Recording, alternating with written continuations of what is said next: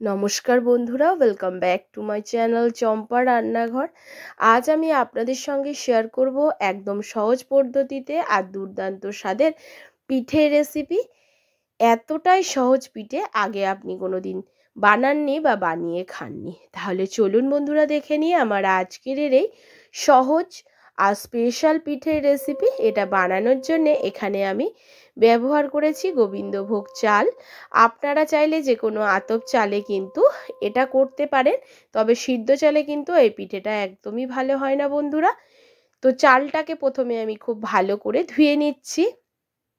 এবারে একটা ডেচকিতে করে আমি জল বসিয়ে দিয়েছি, আর জলটাকে ঠিক ফুটে যখন আসবে তখন আমি ওই চালগুলোকে দিয়ে দেব জলের মধ্যে।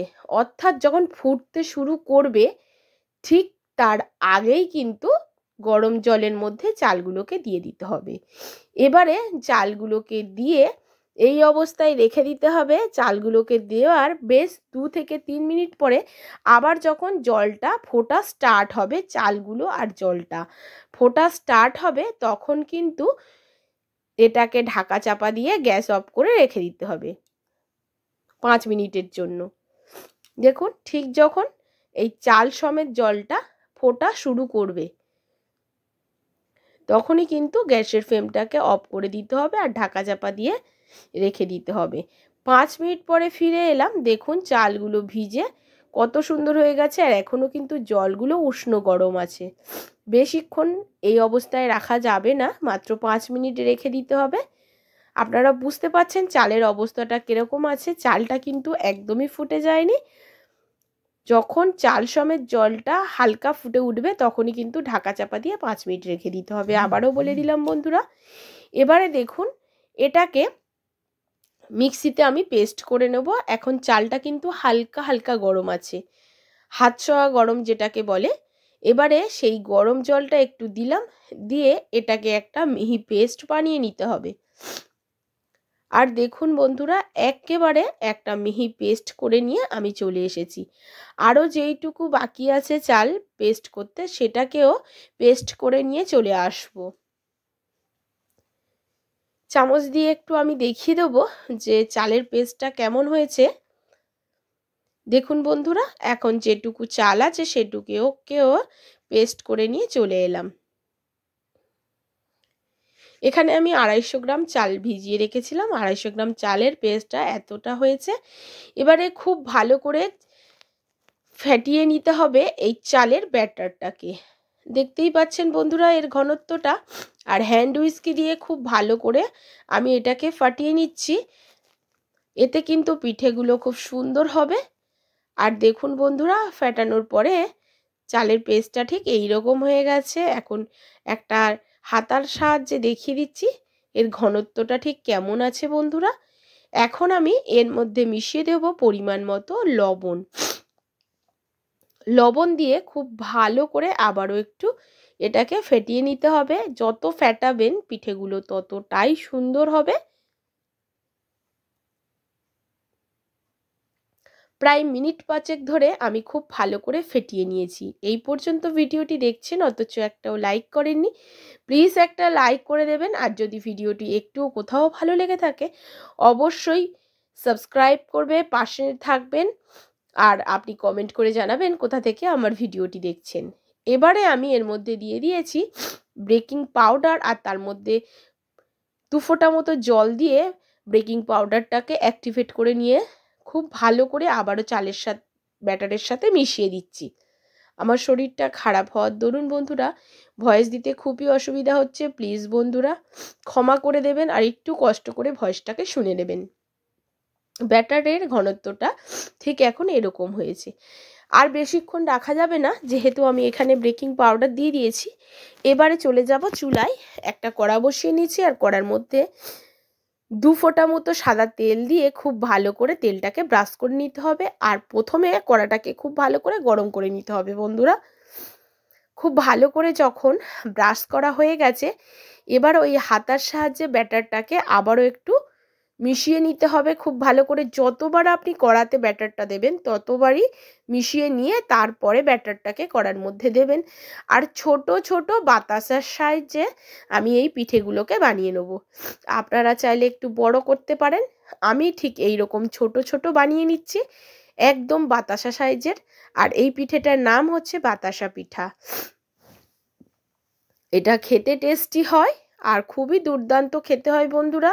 অবশ্যই বাড়িতে বানিয়ে একবার খেয়ে দেখবেন আর কমেন্ট করবেন। আর এটা চট জলদি হয়ে যায়, মাত্র 3 সেকেন্ডের মধ্যে এটা কিন্তু একদমই রেডি হয়ে যায়। দেখতে পেলেন খুব বেশি সময় লাগলো না, যেহেতু একটু তেল দেওয়ার কারণে পেছনটা একটু লালচে টাইপের হয়ে গেছে, তবে এরপরে আর ওই রকম হবে না, একদম সাদা হবে। আবারও আমি দিয়ে দিচ্ছি।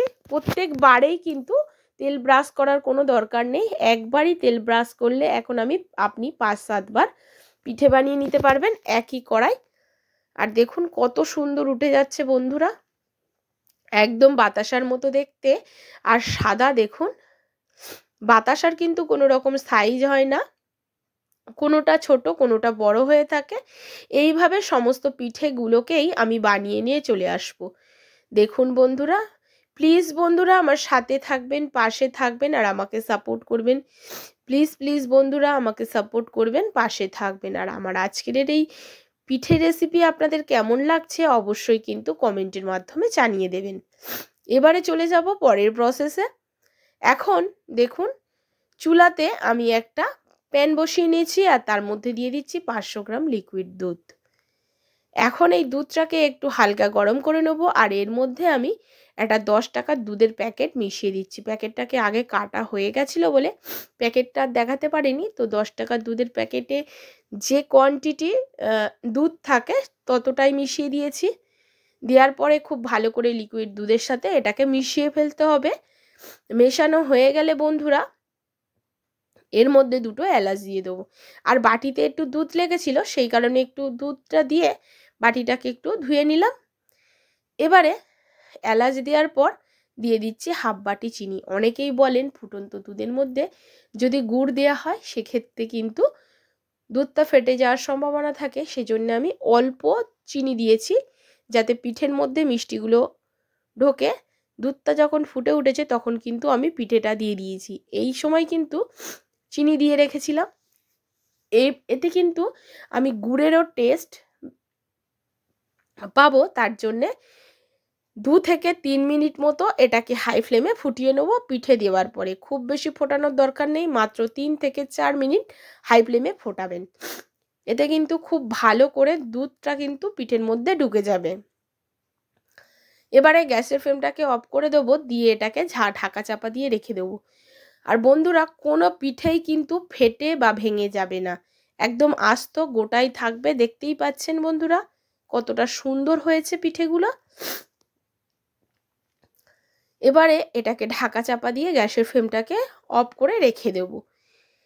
এবারে মিনিট 10 পরে ঘুরে এলাম আর দেখুন এটা কিন্তু একদমই ঠান্ডা হয়ে গেছে। ঠিক ঠান্ডা করে নেওয়ার পরে এর মধ্যে মিশিয়ে দিতে হবে এখন সেই নতুন গুড়। নতুন গুড়টা মিশিয়ে দিতে হবে বন্ধুরা। আমি একটা হাতাতে করে একটুখানি এরকমভাবে গুড়টা মিশিয়ে দিচ্ছি।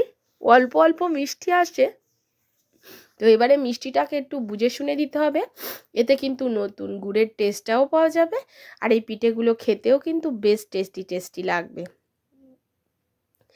ঠান্ডা হয়ে যাওয়ার পরে গুড় দিয়ে আপনারা সার্ভ করতে পারেন। আর পিঠে যত ঠান্ডা হবে বাসি হবে ততই কিন্তু খেতে আরও টেস্টি হবে। তাহলে বন্ধুরা আমার আজকের এই পিঠে রেসিপি আপনাদের কেমন লাগলো? সবাইকে জানাই পৌষ পার্বণের অনেক অনেক শুভেচ্ছা। সবাই ভালো থাকবেন, ভালো ভালো পিঠে বানিয়ে খাবেন। নমস্কার বন্ধুরা, সুস্থ থাকবেন আর